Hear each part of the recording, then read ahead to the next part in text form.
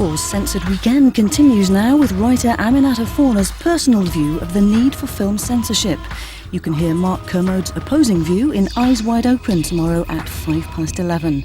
Don't Look Now contains scenes of sex and violence.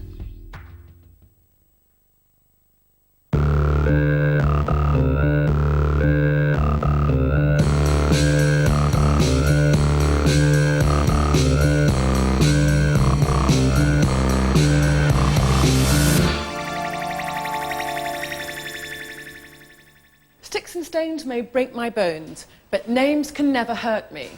That's what we learn in the playground. We're told that only violence itself begets violence. But today, in the adult world of mass media and mass audiences, we're beginning to recognise the power of words and images to harm. I'm a writer. Of all people, I want the freedom to express myself. But that freedom comes with responsibilities. If my right threatens the freedom of others, then it can't be an absolute right. And since 1976, British laws have recognised that argument in terms of racial hatred. Allowing some groups to use their freedom to stir racial hatred removes the freedom of minorities to live without persecution. History is littered with its own warnings. The Race Relations Act extends to film too, yet the Australian movie Romper Stomper was passed uncut by the British Board of Film Classification. It follows the fortunes of a group of skinheads on a violent mission to keep their neighbourhood white. Scenes of racial violence are preceded by rousing music, giving the film the glamour of a pop video. It had all the makings of a cult movie. The film is crafted so that our interest lies with the skinheads. We hear their philosophy, understand their fears, engage in their lives and relationships. But the filmmaker chooses not to humanise the victims in the same way. I live only a few miles from where Stephen Lawrence was murdered. At a local market, neo-Nazis militate on a Saturday morning. A while ago, someone painted niggers out on a house in my street. It's not difficult to imagine how Romper Stomper's apparent endorsement of racial violence and white purity could translate into violence there. If a local cinema planned to give the film a 2-week run, I would want the council to use their powers to prevent Romper Stomper being shown. But racism in the cinema is hardly a new issue. In 1915, in America, Birth of a Nation demonstrated the dramatic effect of film narrative on audiences. D.W. Griffith's film is an unashamedly racist account of the turmoil at the end of the Civil War and the threat posed to a southern town by newly emancipated blacks. Griffith certainly knew which levers to pull to rouse his white audiences. There are 3 separate instances of black men coveting, molesting and attempting to rape white women.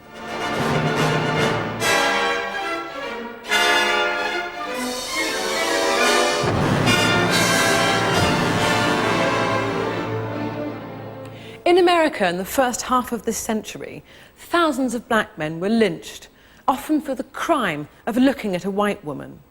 We don't know if Griffith's film was responsible for any single attack, but he went out of his way to advocate lynching in the film. And if one black man died in that way as a result, I would have wanted to see him prosecuted. At the finale, the Ku Klux Klan ride to the rescue in scenes which it said drove audiences to a frenzy. I would not have liked to be a black man who happened to walk past the cinema as the crowd spilled out.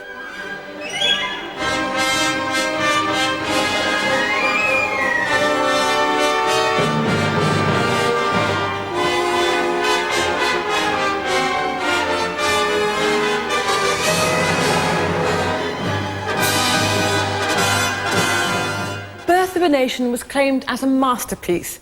And today the film's defenders say its artistic content is more important than its message.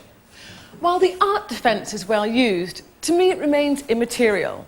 Is a beautifully directed snuff movie or Hitler's rhetoric mitigated because they both demonstrate considerable artistic flair? Of course not. Nowadays, Birth of a Nation looks dated, but at that time it was the craftsmanship itself that made the film's message so effective and so deadly. And even if intellectuals disagree about the film, the Ku Klux Klan was in no doubt what it stood for. They used this poster for recruitment purposes. Images have the power to create desires. Advertisers know that to the tune of billions. TV ads today make use of cinema's narrative devices. But when we see an advert, we know we're being sold something. When we watch a movie, we don't employ the same defences. In the cinema, product placement sells watches, cameras, clothes to us in the course of an action movie. It works because we associate ourselves with the characters. Triggers in our brain connect with what we're seeing. Ask any smoker who's watched Bogart or Bacall draw on a cigarette and reach for the pack themselves. Desires are created and acted upon, whether or not that's what the filmmaker expressly intended.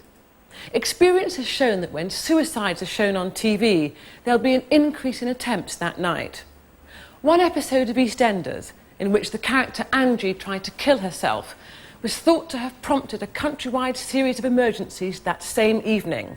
Now broadcasters have guidelines on dealing with suicide in programmes. What about other undesirable acts, illegal acts? Laws exist to deter us from doing what we might otherwise be tempted to do.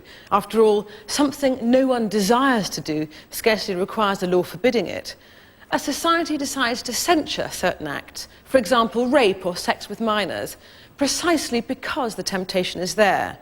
And despite the scepticism of critics, there's no shortage of research connecting visual images with sexual violence. Take this scene from Straw Dogs. No!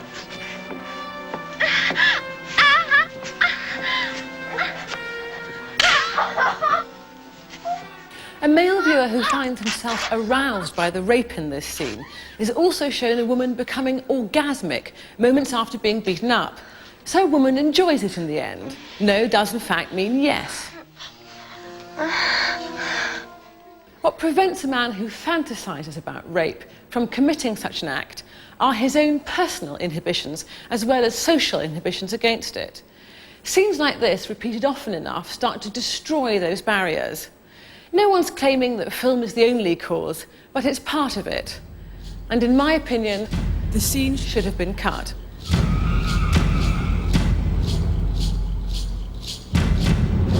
But films which exploit myths about rape weren't just a feature of the unenlightened 70s. Perdita Durango is a new film from the writer of David Lynch's Wild at Heart, which trails the exploits of a pair of violent fantasists. Filmmakers know the ability of their medium to manipulate human desires better than anyone. This is what is often called a gratuitous display of female nudity. In fact, in terms of what the director has in mind, it's not gratuitous at all, but the first thrill as he starts to seduce his audience. An hour of adrenaline-surging violence climaxes in a rape. The rape arouses those in the film and is designed to arouse the viewer. But the director allays the spectator's guilty pleasures by suggesting that the woman enjoyed the attack. In fact, before giving Perdita Durango a certificate, the BBFC insisted that the rape scene be cut to remove, firstly, shots that served to titillate the audience, and secondly, the suggestion that the woman took pleasure from being raped. I think, once again, quite rightly. Saying films should be cut or not even shown is never going to be a popular position to hold. People who say that are accused of being prudes at best and at worst Philistines. But then no one can argue for art or freedom of expression more convincingly than a director with his cut of the box office.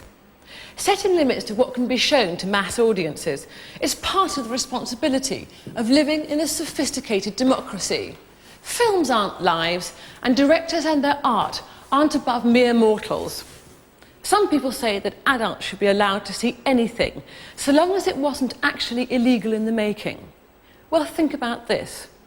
With new digital imaging techniques, I could make films of adults having sex with children. It would look absolutely convincing. One day soon, you won't even be able to tell the children aren't real. And since no actual children would be involved, there wouldn't be any harm in it at all, right? Or perhaps not. The fact is, images and words have the power to distort the way we think. They can promote racial violence or lead to sexual aggression.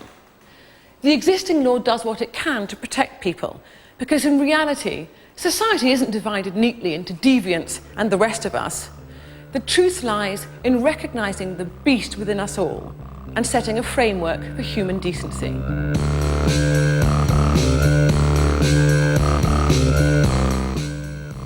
Dark forces are at play next in Sam Raimi's gripping and controversial gore-fest Evil Dead 2. For Censored Weekend turns up the chill factor next.